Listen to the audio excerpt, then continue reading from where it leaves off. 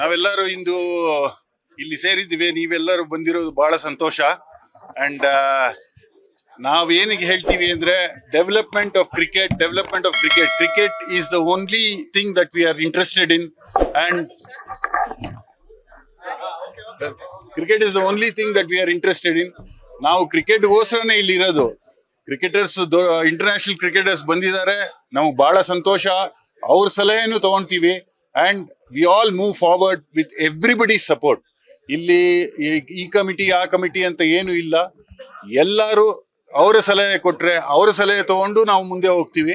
And the team is very good by the leadership of mister Brijesh and mister Shanth Kumar.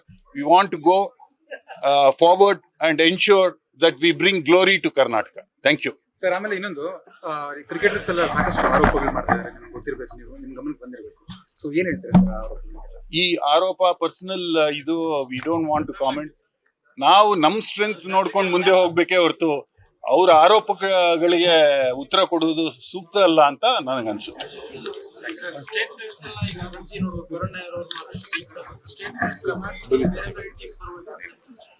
ಅದು cricketing ಇದು ಅವರ personal ಇದು ನೋಡ್ಕೊಂಡು ಕೆಲವರು ಹೋಗ್ಬೋದು. ಕರುಣ್ ನಾಯರ್ ವಾಪಸ್ ಬಂದಿದ್ದಾರೆ ಇವಾಗ. Is been the highest scorer as of now.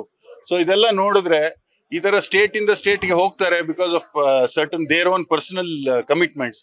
ಅದು ನಾವು ತಡೆಯಕ್ಕಾಗಲ್ಲ. But we only ensure that ಕರ್ನಾಟಕಕ್ಕೆ ಒಳ್ಳೆ ಟೀಮ್ ಕೊಟ್ಟು. ಅಂಡ್ ನೋಡಿ, ಇವಾಗ ರಂಜಿಲಿ ನಾವು we are on the top of the table as far as our ಇದು ಇಸ್ ಕನ್ಸರ್ನ್.